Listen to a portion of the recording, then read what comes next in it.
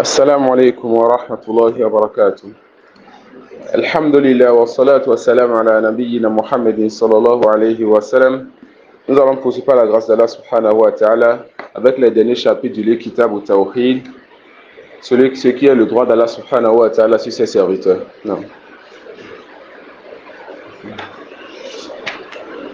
باب من هزل بشيء فيه ذكر الله أو القرآن أو الرسول وقول الله تعالى ولئن سألتهم ليقولن إنما كنا نخوض ونلعب قل أبالله وآياته ورسوله كنتم تستهزئون لا تعتذروا قد كفرتم بعد إيمانكم عن عمر رضي الله عنه ومحمد ابن كعب وزيد ابن أسلم وقتادة دخل حديث بعضهم في بعض أنه قال رجل في غزوة تبوك ما رأينا مثل قرائنا هؤلاء أرغب بطونا ولا أكذب ألسنا ولا أجبن عند اللقاء يعني رسول الله صلى الله عليه وسلم وأصحابه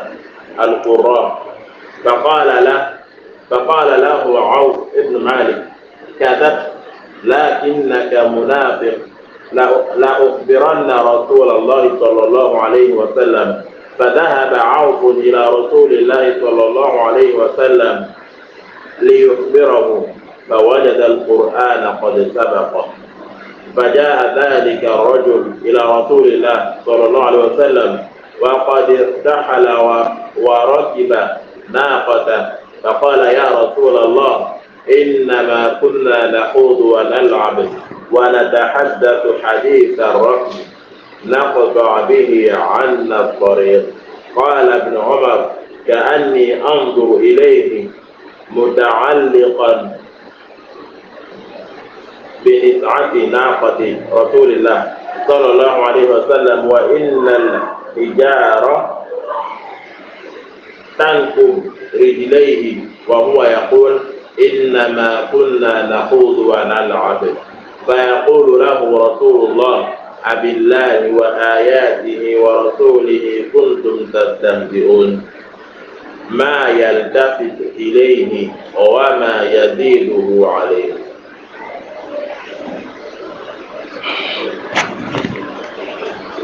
L'auteur il dit Babu man hazala bi shay'in fihi dhikrullahi aw al-Qur'ani aw ar-Rasul sallallahu alayhi wa sallam. Al-hazl ضد الجد أو ضد الجد.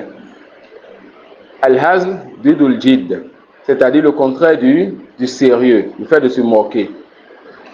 Donc l'auteur dit man hazala bi shay'in.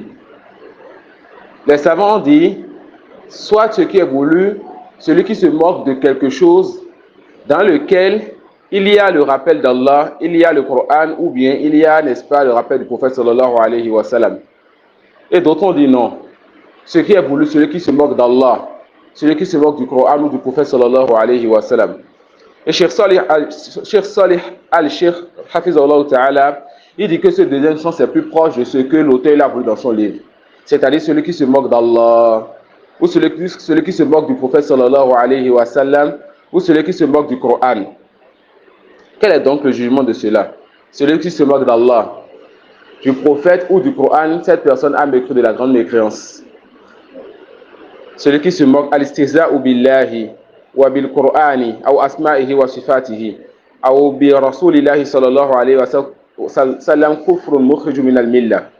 Le fait de se moquer d'Allah subhanahu wa ta'ala, le fait de se moquer du Coran, de dénouer des attributs d'Allah subhanahu wa ta'ala ou du prophète Mohammed sallallahu alayhi wa sallam, cela est une mécréance qui fait sortir de l'islam.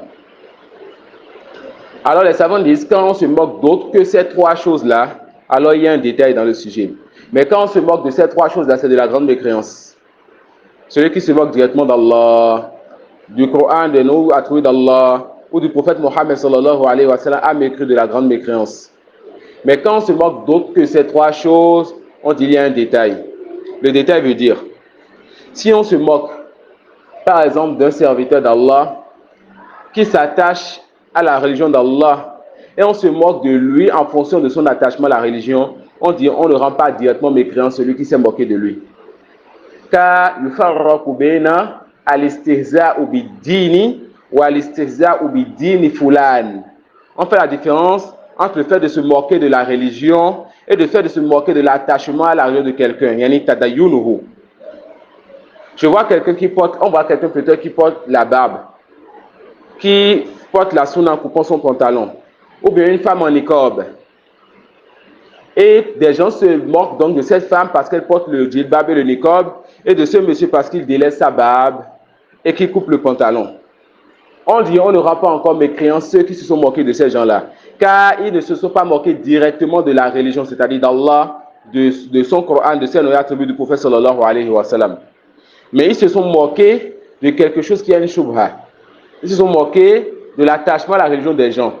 Alors ces gens-là, qu'est-ce qu'il faut faire? Il faut leur enseigner que ce que ces gens-là ont porté, c'est ça qui est la sunna, et c'est ça qui est la méthodologie, et c'est ça qui est la voie de Mohammed sallallahu alayhi wa sallam. S'ils ont compris, et qu'ils continuent à se moquer de cela après avoir compris, alors là, ils se sont moqués de Mohammed sallallahu alayhi wa sallam. Donc quand quelqu'un insulte Allah, insulte le Coran, insulte les noms attribués d'Allah subhanahu wa ta'ala, ou bien se moque de l'une de ces choses, ou se moque de la religion d'Allah subhanahu wa ta'ala, nous disons, ou bien se moque de Mohammed sallallahu alayhi wa sallam, nous disions cette personne, elle a mécru de la grande mécréance. Mais quand la personne se moque de l'attachement à la religion d'un musulman, nous disons cette personne, on lui enseigne que ce que l'autre il est en train de faire, c'est ça la religion de Mohammed. Et quand il comprend et qu'il continue, alors il s'est moqué de Mohammed et il est sorti de l'islam. L'auteur il dit وقول الله تعالى ولئن سألتهم ليقولن إنما كنا نخوض ونلعب قل أبالله وآياته ورسوله كنتم تستهزئون لا تعتذروا قد كفرتم بعد إيمانكم. Commençons par la fin de ce verset. Les savants divergent. Est-ce que ce verset est tombé sur les hypocrites? C'était des gens qui cachaient la foi, des gens qui cachaient la mécréance et qui montraient l'islam aux gens, ou bien c'est tombé sur des gens qui croyaient ensuite qu'ils ont délaissé, n'est-ce pas? Ils ont délaissé la foi. Ça, c'est une divergence entre les savants. Ce qui est sur ce verset, de façon générale, ils disent que c'est tombé sur des hypocrites. D'autres disent que non, c'est des gens qui avaient la foi et à cause de ce qu'ils ont dit, ils ont mécru. Donc, c'était des gens qui étaient parmi les compagnons de Mohammed sallallahu alayhi wa sallam.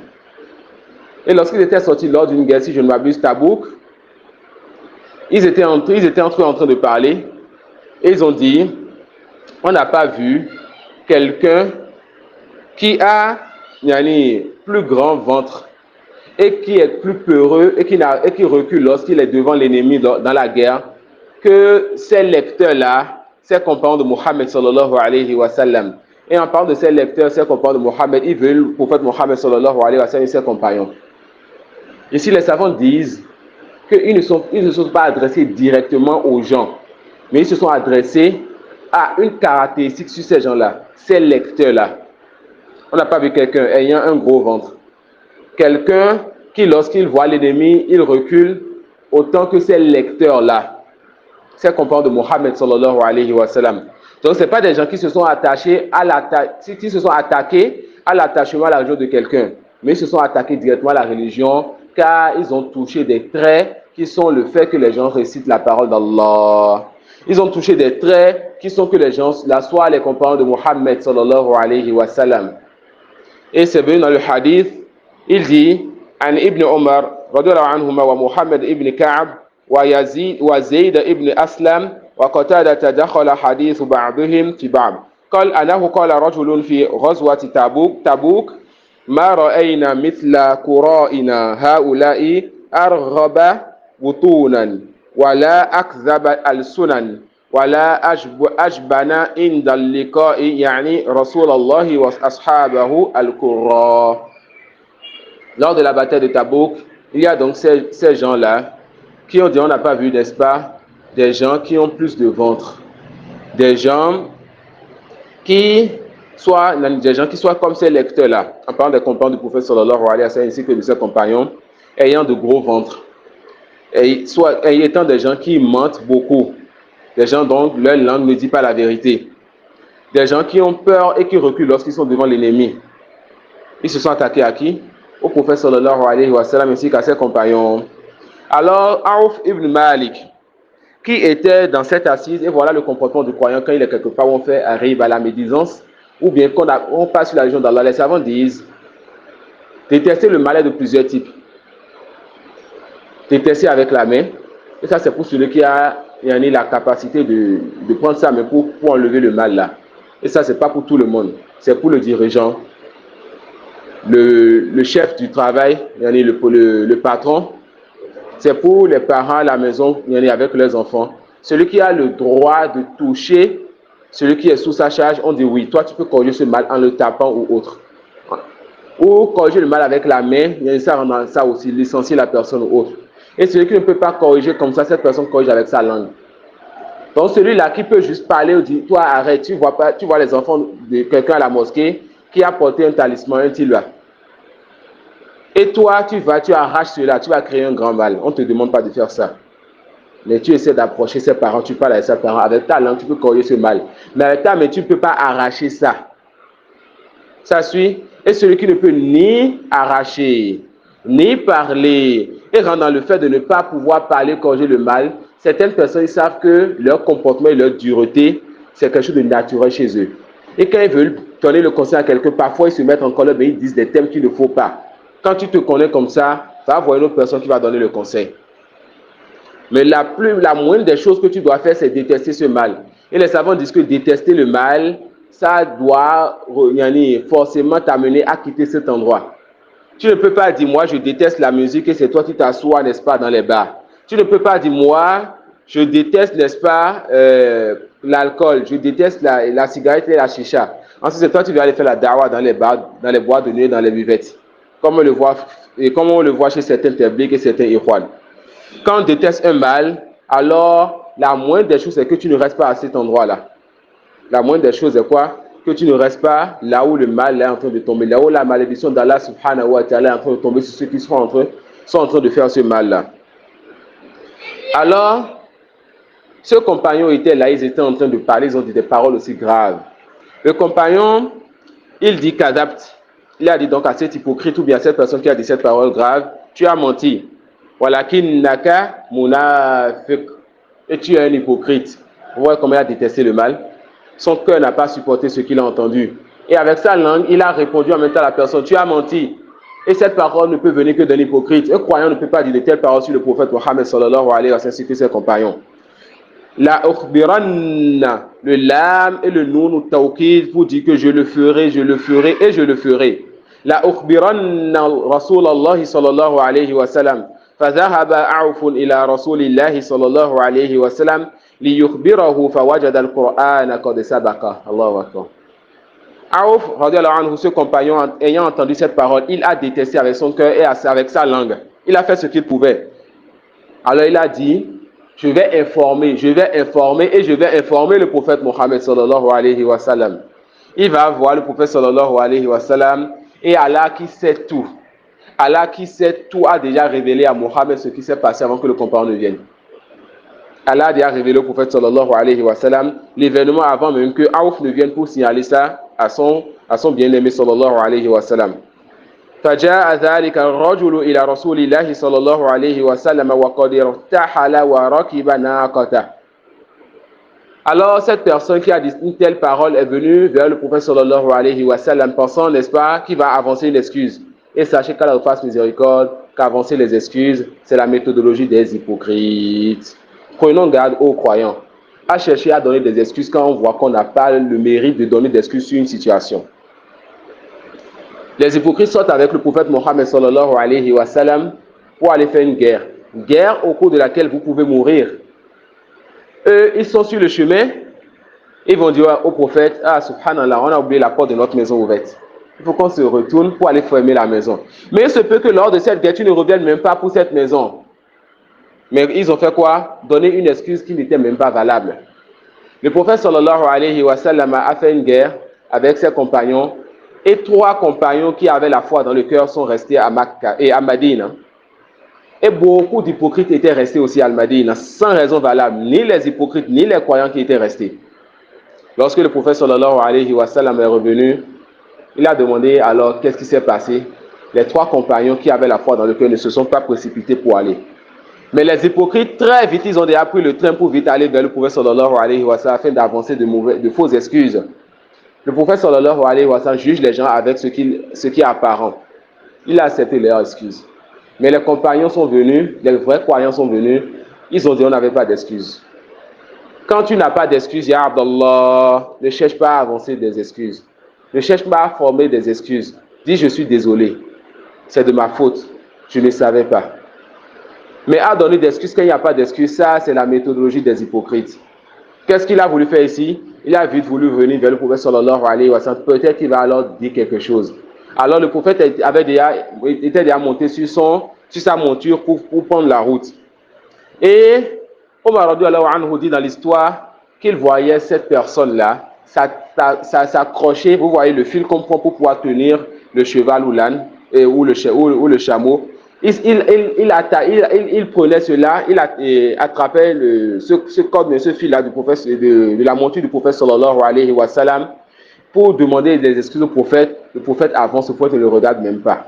Quand avance, son pied cognait les pierres, il s'en foutait, il demandait les excuses. Il disait innama kunna nal'abu, innama kunna nakhudu wa nal'ab. Nous n'étions qu'en train de discuter, de nous amuser. Pour vous amuser avec de telles paroles, des paroles aussi grossières, aussi mauvaises. Le prophète sallallahu alayhi wa sallam ne le regardait pas et récitait tout simplement ce que son Seigneur a fait descendre sur lui. Abillahi wa ayatihi wa rasulihi kuntum tastahzi'un. Est-ce d'Allah? Et ces signes, et ce qui est voulu par ces signes ici, il s'agit du Coran. Al-ayatu al-shar'iyya. Est-ce d'Allah? Et de ces signes que vous êtes en train de vous moquer, ne cherchez donc pas à vous excuser. La ta'tadhiru qad kafartum ba'da imanikum. Vous avez cette mécrue après votre foi. C'est cette fin-là qui a amené certains savants à dire quoi? Que c'était des gens qui avaient la foi avant de mécroire. Non.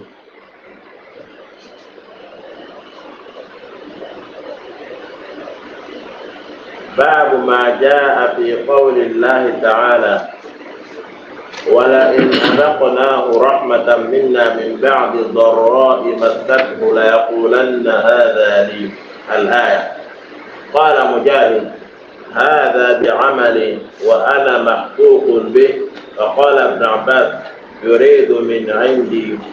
وقوله قال إنما أوتيته على علم. قال قتادة على علم مني بوجوه المكاسب. وقال آخرون على علم من الله أني له أهل.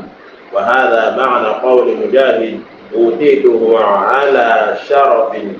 وعن أبي هريرة رضي الله عنه أنه سمع رسول الله صلى الله عليه وسلم يقول إن 3 من بني إسرائيل أبرص وأقرع وأعمى فأراد الله أن يبتليهم فبعث إليهم ملكا فأتى الأبرص فقال أي شيء أحب إليك؟ قال لون حسن وجلد حسن ويذهب عن الذي قد خسرني الناس. قال فمسحه فذهب عنه قدره وأعطي لونا حسنا وجلدا حسنا. قال فأي المال أحب إليك؟ قال الإبل أو البقر. شك إسحاق فأعطي ناقة عشراء وقال بارك الله لك فيها. قال فأتى الأقرع فقال أي شيء أحب إليك؟ قال شعر حسن ويذهب عن الذي قد قدرني الناس. قال فمسحه فذهب عنه وأعطي شعرا حسنا. قال فأي المال أحب إليك؟ قال البقر أو الإبل. وأعطي بقرة حاملا وقال بارك الله لك فيها. قال فأتى الأعمى فقال أي شيء أحب إليك؟ قال أن يرد الله إلي بصري فأبصر به الناس.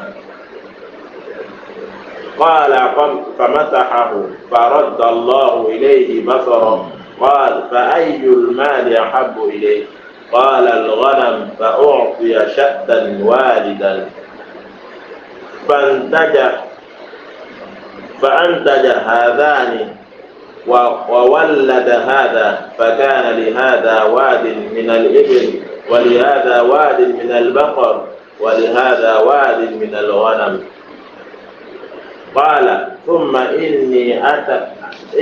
إنه أتى الأبرص في صورته وهيئته فقال رجل مسكين قد انقطعت بي الجبال في سفري فلا بلاغ لي اليوم إلا بالله ثم بك، أسألك بالذي أعطاك اللون الحسن والجلد الحسن والمال بعيرا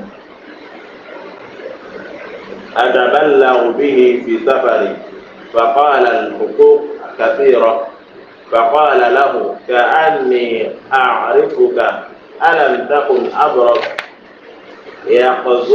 يقذرك الناس فقيرا فأعطاك الله؟ فقال إنما ورثت هذا المال كابرا عن كابر.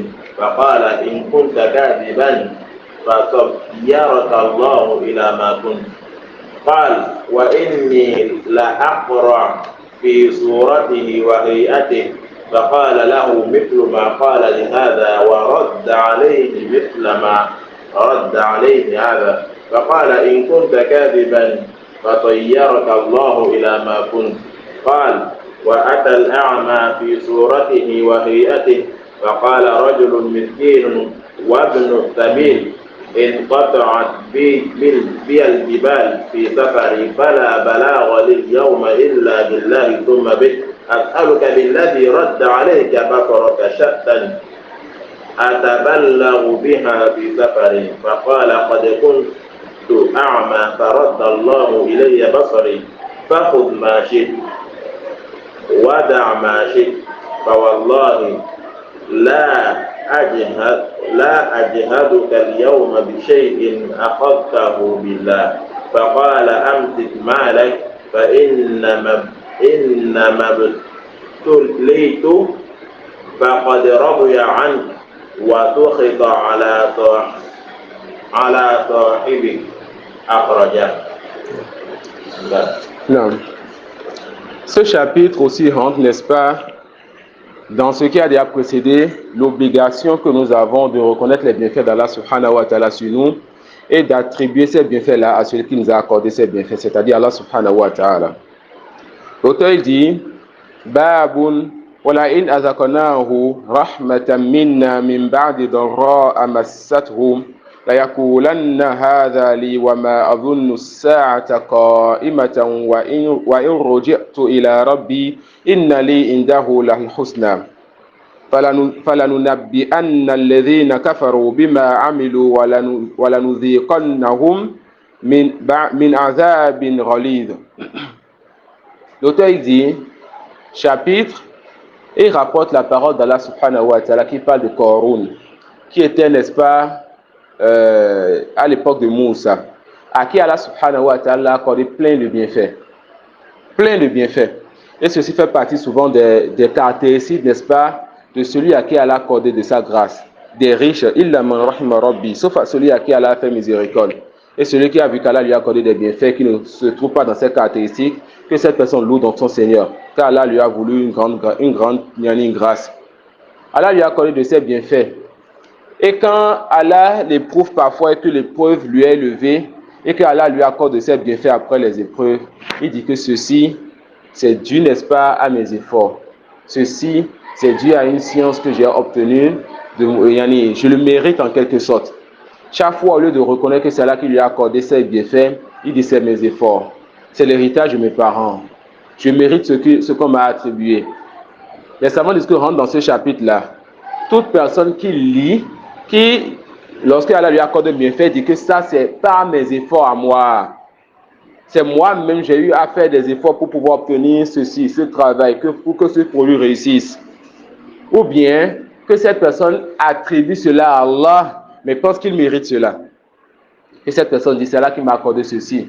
C'est moi le serviteur pieux d'Allah. C'est moi donc l'alpha. C'est moi donc je jeûne toute la journée. J'ai passé toute la nuit à invoquer mon Seigneur. Je mérite ceci qu'il m'a donné là, Allah. Si Allah devait tenir compte de nos péchés, de nos manquements, nous ne mériterons pas donc ce qu'il nous accorde comme bienfait. Walhamdulillahi Rabbil Alamin. Donc l'auteur dans ce chapitre, il veut nous rappeler, ya ibadallah, qu'on doit se rappeler que c'est Allah qui nous accorde des bienfaits. Et que ce n'est pas dû à nos efforts, que c'est Allah qui nous accorde des bienfaits. Et que ce n'est pas parce que nous méritons cela. Celui donc à qui Allah accorde un bienfait, que cette personne lie le bienfait à Allah subhanahu wa ta'ala, afin qu'Allah puisse, n'est-ce pas, augmenter ce bienfait. Et celui donc qui ne lie pas ses bienfaits à son Seigneur, ou qui pense qu'il mérite alors cela, ou qui mécroit en utilisant le bienfait dans ce que Allah subhanahu wa ta'ala n'aime pas et agrée, Allah subhanahu wa ta'ala, il donne le bienfait à deux types de personnes. À certaines personnes qui sont reconnaissantes, alors il garde ce bienfait avec eux et il augmente cela. Et la deuxième catégorie, des gens qui ne sont pas reconnaissants. Et rentre dans le fait de ne pas être reconnaissant en disant que ça c'est mes efforts, ça c'est l'héritage de mes parents, ça je le mérite, ou bien en utilisant le bienfait dans ce cas la déteste. Alors Allah retire ce bienfait de ce serviteur-là et il sera questionné donc sur ce qu'il a eu à obtenir comme bienfait. L'auteur, il dit, قال مجاهد هذا بعملي وأنا محقوق به. C'est-à-dire ce que j'ai obtenu, c'est pas le fruit de mes efforts. C'est pas la sueur de mon front, mais comme ils le disent, je mérite donc ce que j'ai obtenu. وقال ابن عباس يريد من عندي وقوله قال إنما أوتيته على علم قال قتادة على علم مني بوجوه المكاسب. C'est-à-dire, c'est moi je connais, n'est-ce pas, comment on travaille. C'est moi j'ai de l'expérience dans ce domaine. Tout ce que j'ai obtenu, c'est par mes efforts. Ça peut aller. Le croyant ne doit éviter d'avoir de telles réactions, de telles paroles. Le croyant doit reconnaître sa faiblesse et que c'est lui qui a besoin de son Seigneur et que toute grâce vient de son Seigneur subhanahu wa ta'ala et attribuer donc la grâce et les faveurs donc à son Seigneur subhanahu wa ta'ala. Wa qala akharuna ala ilmin min Allah anni lahu ahl. Le fait qu'Allah subhanahu wa ta'ala sache que je mérite dans ce qu'il m'a accordé. Wa hadha ma'na qawl mujahid utituhu ala sharaf.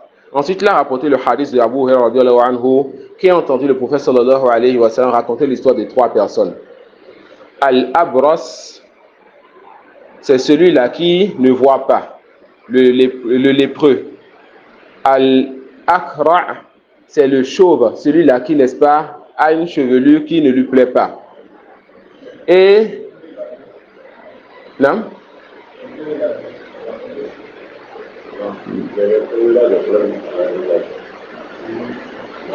Les membres intérieurs. Non. Al-Abras, le lépreux, non.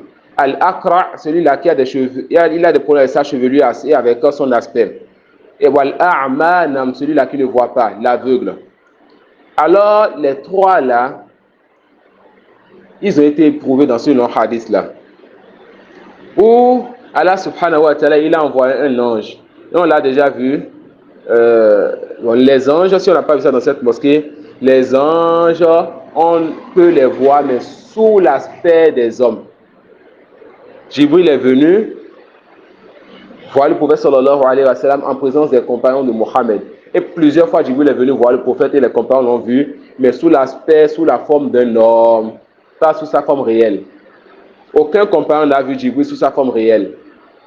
Jibril est venu voir Mariam sous la forme d'un homme, pas sous sa forme réelle. Alors ici, Allah il a envoyé alors un ange pour éprouver dans ces trois personnes. Le lépreux, celui-là qui a une mauvaise apparence, et l'aveugle. Il vient les voir et il leur demande qu'est-ce qu'ils veulent donc. Le lépreux, il va dire qu'il veut, n'est-ce pas, une belle parure, une chevelure. Alors l'ange va, par la grâce d'Allah, lui octroyer cela. Et il va demander, tu veux quoi comme bien? Il va lui octroyer, n'est-ce pas, des chameaux en quantité suffisante. De sorte que cette personne a retrouvé un aspect qui lui plaît et est devenue riche.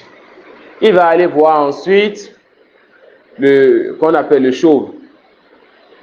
La même chose, il va lui demander qu'est-ce que tu veux. Il va dire qala sha'run hasan, une belle chevelure. Wa yadhabu anni alladhi qad qadirani an-nas. Et que je pète, n'est-ce pas, ce que j'ai sur moi et qui amène les gens à se moquer de moi, ou bien qui ne me donne pas une belle parure. Alors l'ange va, non, c'est défaut. Alors l'ange va alors faire quoi? L'ange va, par la grâce d'Allah subhanahu wa ta'ala, lui accorder ce qu'il veut. Et c'est une épreuve pour eux. Et il va demander, tu veux quoi comme bien? Lui va obtenir, n'est-ce pas, qu'on appelle des vaches, n'est-ce pas? Des vaches. Lui va obtenir des vaches. Et le troisième, l'aveugle. Qu'est-ce que tu veux? Lui, il veut subhanahu wa ta'ala, il veut qu'Allah subhanahu wa ta'ala lui permette, n'est-ce pas, de voir à nouveau. Alors l'ange va, n'est-ce pas, par la grâce d'Allah, lui accorder ce qu'il veut. Tu veux quoi comme bien? Lui va obtenir un troupeau de moutons. Le temps va passer, leur bien va s'augmenter. Leur bien va augmenter. Et l'ange va revenir voir chacun des trois sous son aspect précédent. Il viendra voir le lépreux sous l'aspect d'un lépreux. Et lui demandera de lui donner un peu de bien, qu'il est dans le besoin. Ce dernier va dire, ah non, ceci je l'ai obtenu par qu'on appelle mes efforts. Ceci c'est l'héritage de mes ancêtres. Alors l'ange va lui dire, mais je te reconnais. N'étais-tu pas hébreu hier et Allah t'a redonné une belle parure? Il va dire, non. Ceci c'est quoi? C'est l'héritage de mes ancêtres, ce que j'ai comme bien. J'ai toujours été comme ça. Il a oublié le bienfait d'Allah sur lui. Et il a lié toutes choses à sa propre personne. Par exemple, kufru ni'ma. Ça, c'est le fait de renier donc le bienfait d'Allah sur toi. Alors l'ange va lui dire, si tu es un menteur, alors qu'Allah te retourne donc à ta situation précédente. Il va retourner lépreux et pauvre. L'ange va voir le deuxième pour lui dire, le chauve, je suis dans le besoin. Donne-moi un peu de ce qu'Allah t'a accordé comme bienfait. Il va dire que nous avons beaucoup de charges. Masha'Allah. Tu n'avais rien. On t'a donné sans effort de ta part, sans mérite de ta part. Tu as eu des biens qui dépassent ce dont tu as, ce que tu as comme besoin. On vient te demander un peu. Vraiment, on a beaucoup de charges. Masha'Allah. Alors l'ange va lui dire la même chose. Je te reconnais. N'étais-tu pas un tel, n'étais-tu pas comme ceci et comme cela, et Allah t'a fait grâce de ceci et de cela? Il va dire non.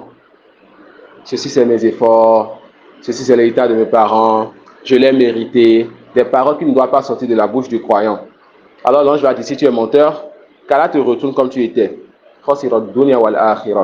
Il a tout perdu. L'ange ira voir le troisième, l'aveugle. Donne-moi un peu de tes biens. Celui-ci est reconnaissant.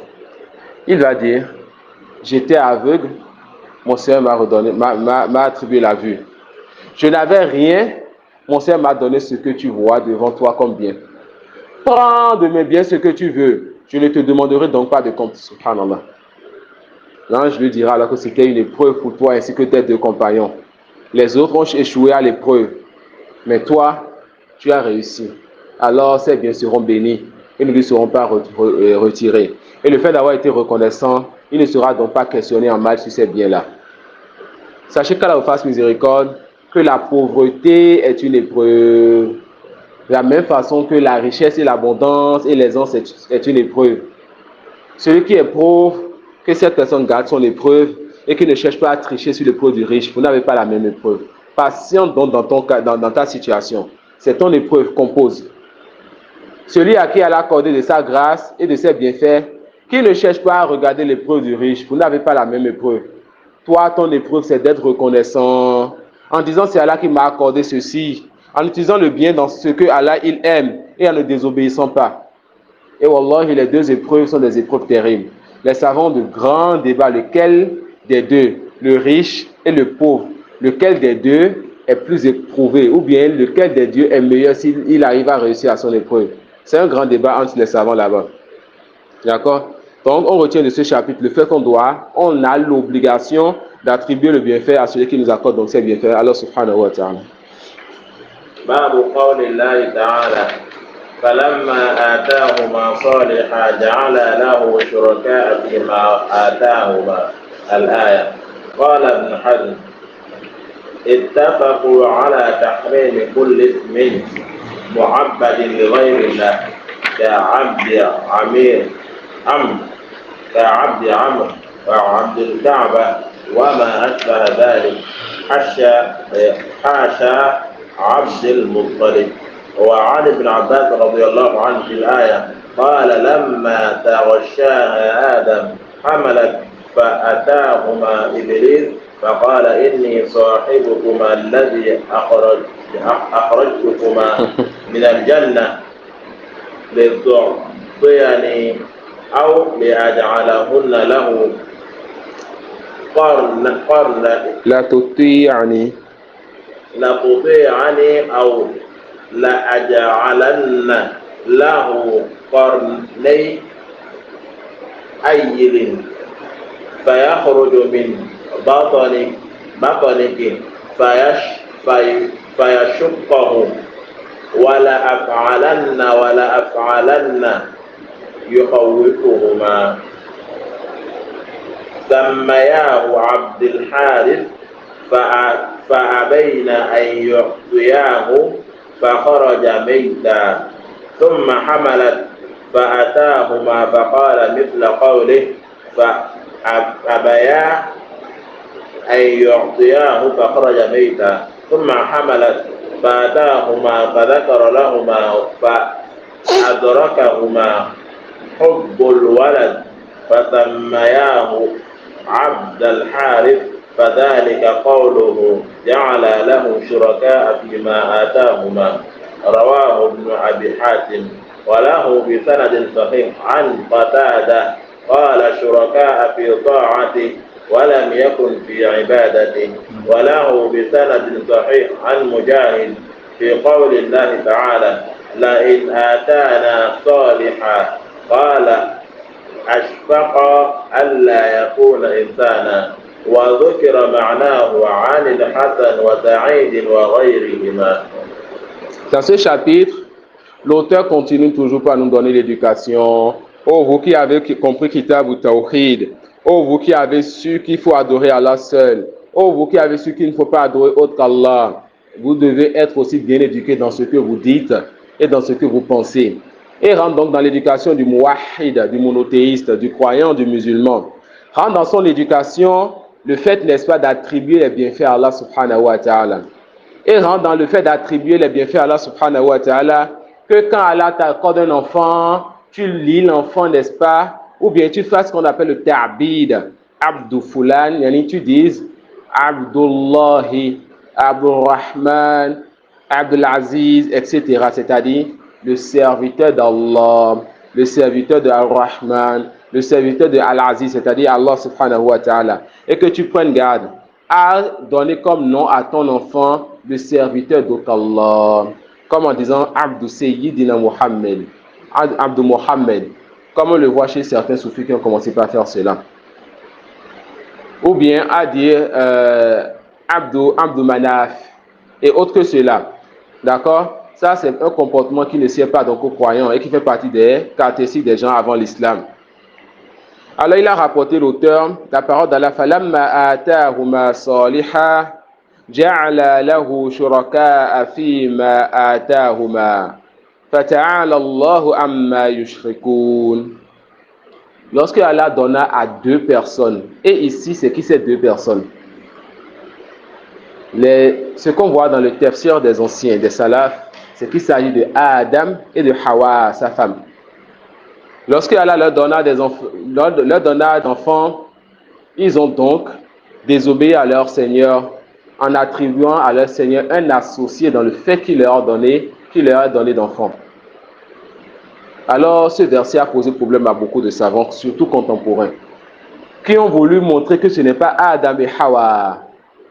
Cheikh Suleiman ibn Abdullah, le petit-fils de Cheikh Mohammed Abdul Wahhab, Fakih al-Najd, il a dit toute personne ou tout tafsir contemporain qui essaie de détourner ce verset-là du fait que ce soit Adam et Hawa, c'est un tafsir mubtada'a. C'est une explication innovée. Que le verset ainsi que son contexte montre que c'est Adam et Hawa. Donc les savants, les anciens disent que ici ce qui est voulu c'est Adam et Hawa. Les savants contemporains, ils ont dit non. Adam ne peut pas faire du polythéisme. Il ne peut pas associer à Allah. Alors ils ont voulu faire quoi? Détourner cela pour dire qu'il ne s'agit pas de Adam et de Hawa. Mais comme les savants le disent, comme Cheikh Salih Al-Sheikh, ça c'est du takallouf. Ils ont voulu tout simplement soulever quelque chose qu'on ne leur a pas demandé. D'accord? Le texte des anciens dit quoi? Que c'est Adam et Hawa. Et la première fois que j'ai suivi l'explication de Kitab Tawhid en arabe, le cheikh qui était devant moi, lui était d'avis que ce n'était pas Adam et Hawa. Parce que dans l'histoire, vous allez voir que Iblis, le diable, il est venu voir Adam et Hawa pour leur dire, ta femme est enceinte à Adam. C'est moi, je vous ai fait sortir du paradis. Pour leur rappeler qu'il est quelqu'un qui les déteste et qui leur veut du mal. C'est moi, je vous ai fait sortir du paradis. Ta femme est enceinte. Si votre enfant naît, donnez-lui Abdul Harith. Alors les savants disent quoi? Que Al-Harith, ça fait partie des noms de Iblis. Al-Harith, ça fait partie des noms de Iblis. Alors il a dit, donnez-lui Abdul Harith, le serviteur de Al-Harith. Que si vous ne le faites pas, cet enfant va naître soit avec des manquements et va mourir, ou bien il va toujours naître né mort. Il sera toujours né mort. Ça peut aller. Donc le premier chercheur que j'ai étudié, Kitab Tawhid, son enfant s'appelle Al-Harith. C'est pas Abdul Harith maintenant, plutôt Al-Harith. Donc le cher, lorsqu'il est venu sur cet endroit, quand il a le posé, il a dit quoi? Que Al-Harith ne fait pas partie des noms de Iblis. Il dit quoi? Que Al-Harith ne fait pas partie des noms de Iblis. Donc lui, il a penché vers la parole de ceux qui disent que ce hadith-là est daïf, que ce hadith c'est une parole de nos savants, que ce hadith est faible. Et que ce qui est voulu, n'est-ce pas, dans l'expression de ce verset, contrairement à ce qu'on pense de ce hadith, que ce n'est pas, comment on appelle, Adam et Hawa. Et que Harith aussi, Al-Harith ne fait pas partie des noms de Iblis. Mais Al-Harith, non. Je ne sais pas. On peut dire le gardien, Min Harasashi. Min Harasashi. Mais si ça fait pas des noms de Iblis, est-ce que c'est le sens là qui est voulu Allah wa alam? Je ne sais pas. Al-Muhim, c'est que. Non. Non. En tout cas, c'est une parole de nos savants. En tout cas, ce que Cheikh Suleiman ibn Abdullah, le fils de Cheikh Mohammed Abdullah, celui qui a écrit la meilleure explication de Kitab al-Tawhid, Taysir al-Aziz al-Hamid. C'est une explication, quand tu lis cela, tu as vraiment étudié Kitab Tawhid. L'auteur, lui, il a défendu que ce verset parle vraiment de Adam et de Hawa. Il dit que toute personne qui dit autre que cela est venue avec un tafsir muqtada'a. Et c'est ce que Cheikh Salih Al-Sheikh il a soutenu dans son explication qui est devant moi, At-Tamhid. Donc nous ne faisons que rapporter la parole des savants, que Cheikh Salih Al-Sheikh soutient la parole de Cheikh Suleiman ibn Abdullah, qui dit que toute personne qui apporte un tafsir autre que le fait que ce soit Adam et Hawa, Hada tafsir muqtada'a. Et la science est auprès d'Allah.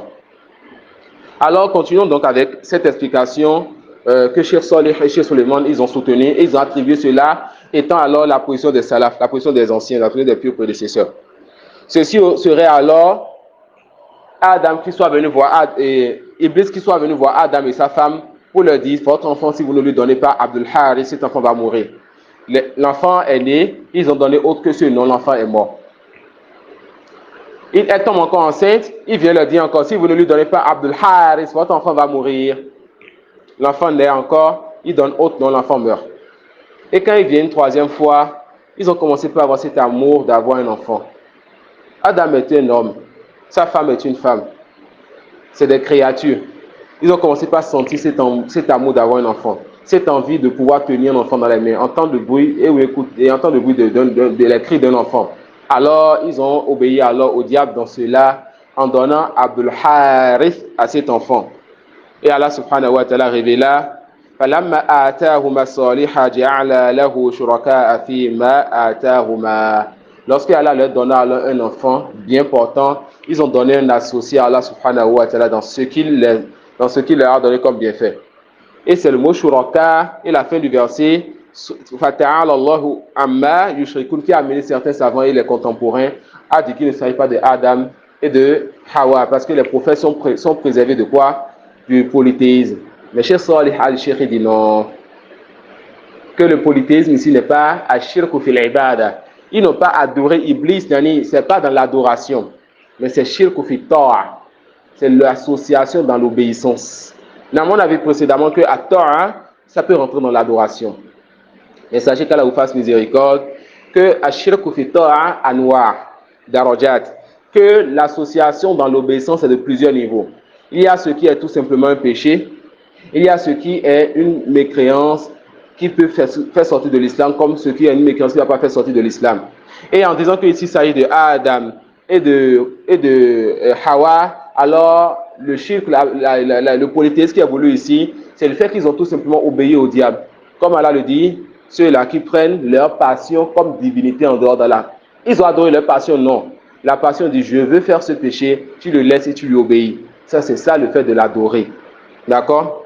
Donc, le fait d'obéir donc à quelqu'un en dehors d'Allah rentre dans le fait qu'on appelle d'associer cette personne à Allah subhanahu wa ta'ala. Wa huwa darajat. Ça peut être un polythéisme qui fait sortir de l'islam, comme ça peut être dounazal et ça peut être moindre que cela. Et il y a la part de Qatada qui vient, n'est-ce pas, confirmer ceci.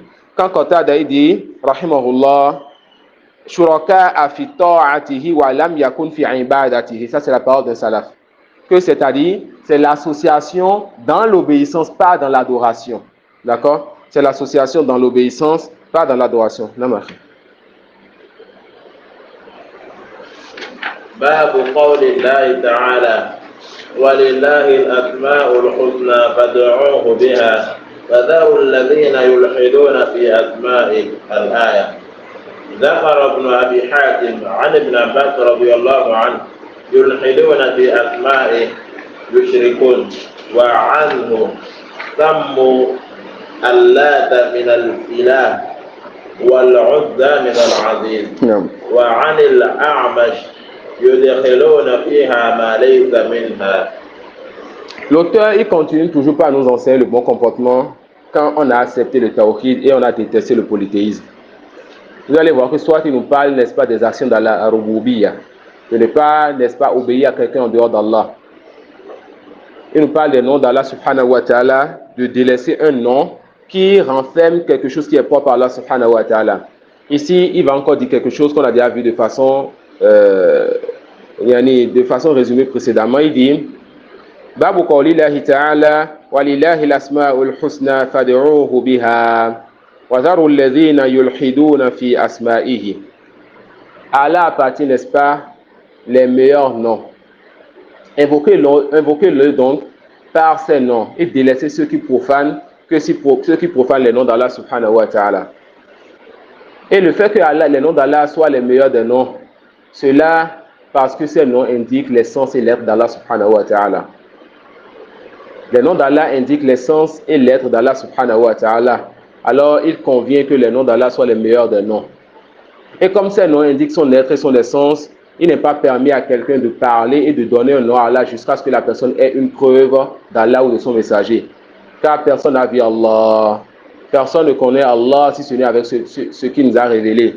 Alors nous ne devons pas attribuer à Allah un nom jusqu'à ce qu'on ait une preuve de la révélation sur cela. Fad'uuhu biha. Ça veut dire quoi donc fad'uuhu biha? Invoquer donc Allah par ses noms. C'est le fait de connaître les noms d'Allah, de savoir qu'il s'appelle Allah, Ar-Rahman, Ar-Rahim, Al-Aziz, Al-Hakim, etc. Al-Muhaymin, Al-Mutakabbir. Tu connais ces noms. Tu connais le sens de ces noms. Et quand tu l'invoques en fonction du nom qui convient à ta situation. Quand tu lui demandes pardon, Innaka Ghafurur Rahim. Quand tu lui demandes la subsistance, Innaka Razak ou bien Razik. Quand tu lui demandes de t'accorder un enfant, Innaka Al-Wahhab. Donc tu as connu les noms d'Allah. Tu as connu le sens des noms d'Allah. Et quand tu l'invoques donc en fonction du nom qui convient à ta circonstance, à ton besoin. C'est ça, fad'uuhu biha. Et aussi, quand tu as ton enfant, il t'est recommandé de donner à ton enfant le nom qui renferme le fait qu'il est un serviteur d'espace d'Allah. Abdul Rahman, Abdul Karim, Abdullah, Abdulaziz. Ça peut aller. L'auteur, il dit, Zakara ibn Abi Hatim, عن ابن عباس رضي الله عنهما يلحدون في أسمائه يشركون. الإلحاد هو الميل. يلحدون في أسماء الله يعني يشركون. Ils font quoi? Ils associent Allah subhanahu wa ta'ala dans ses noms. Et rentrent dans le ilhad, le fait de renier le nom d'Allah subhanahu wa ta'ala. Comme on a vu précédemment que les polythéistes réuniaient le nom d'Allah Ar-Rahman. Rentre dans le ilhad, le fait d'accepter les noms et de refuser les sens, comme le fait les Mu'tazila et comme le fait indirectement les Asha'ira. Rentre dans le ilhad, le fait de donner le nom d'Allah à une créature, comme le fait d'appeler une créature Allah, waliyadhu billah. Comme le fait d'appeler une créature Ar-Rahman, waliyadhu billah. Rentre dans le ilhad, le fait de faire l'ishtiqaq, c'est-à-dire prendre les noms d'Allah et soutirer de cela le nom que tu donnes à une créature. Et c'est ce qu'ils ont fait en prenant les noms d'Allah et en transformant ça en des noms féminins qu'ils ont donnés à leur divinité. Allah, qu'ils ont pris de quoi? Allah, ou bien Al-Ilah. Et Al-Uzza, qui était aussi une deuxième divinité chez les polythéistes, qu'ils ont pris du nom d'Allah Al-Aziz.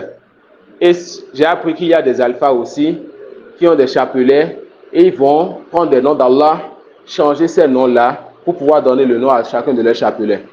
D'accord? Je ne connais pas les noms précis, mais quand il a ce chapelet, il va l'appeler un nom qui sera un nom qu'il a transformé d'un nom d'Allah subhanahu wa ta'ala. Ça rentre dans quoi? Dans al-ilhadu fi asma'illah, dans le fait de profaner les noms d'Allah subhanahu wa ta'ala, et cela n'est pas permis. Et un point que j'ai oublié d'aborder dans le chapitre précédent, la parole de Ibn Hazm.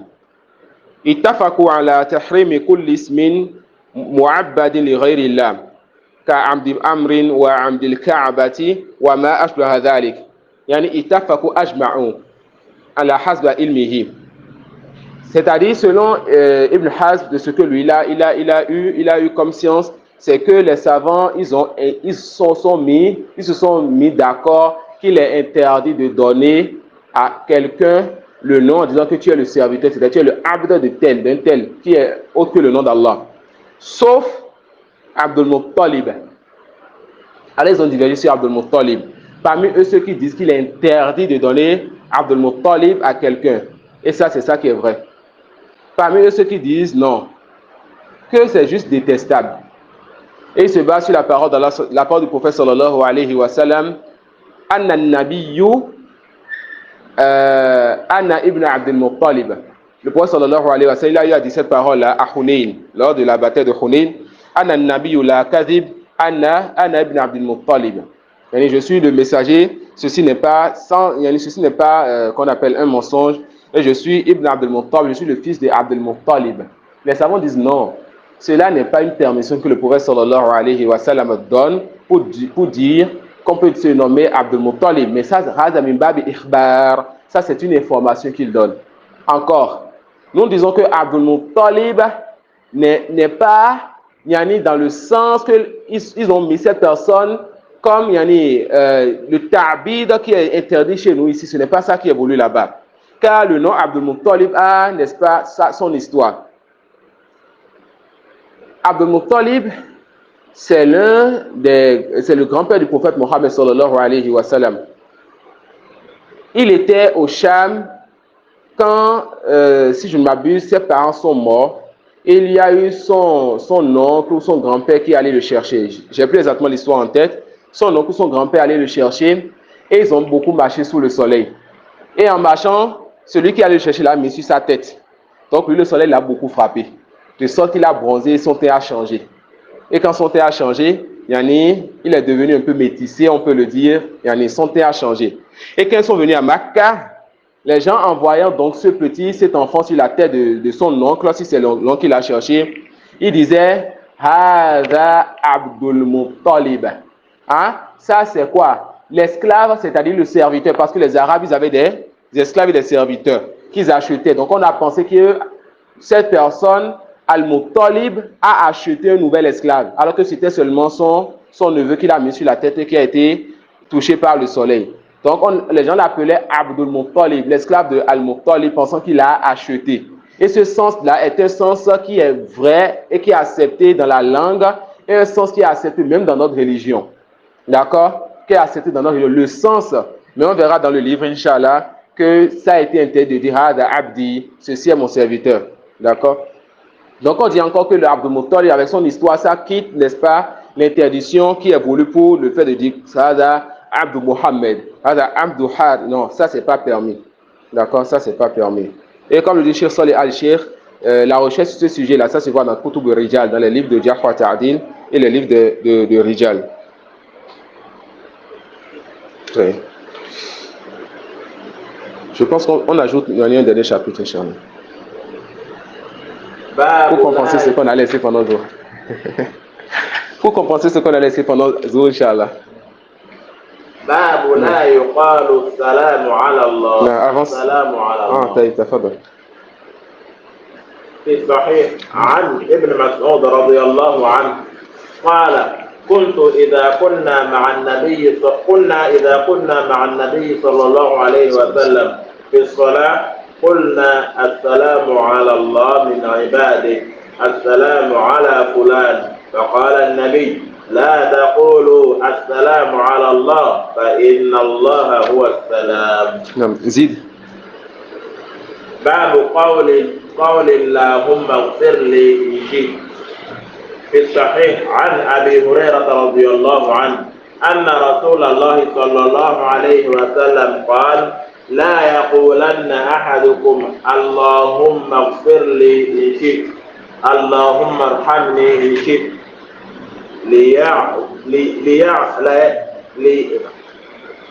ليعدم المسألة فإن الله لا مكره له ولمسلم وليعظم الرغبة فإن الله لا يتعاظمه شيء أعطى. Non. Ça, c'est deux chapitres que le frère il a lu et c'est deux courts chapitres. Dans le premier chapitre, l'auteur dit La yuqalu salamu ala Allah. As-salam, ça fait partie des noms d'Allah subhanahu wa ta'ala. Et ce nom a plusieurs sens. Parmi ces sens, et ce qui correspond surtout à ce chapitre, le fait que c'est Allah subhanahu wa ta'ala qui préserve ses serviteurs de tout manquement, de toute imperfection.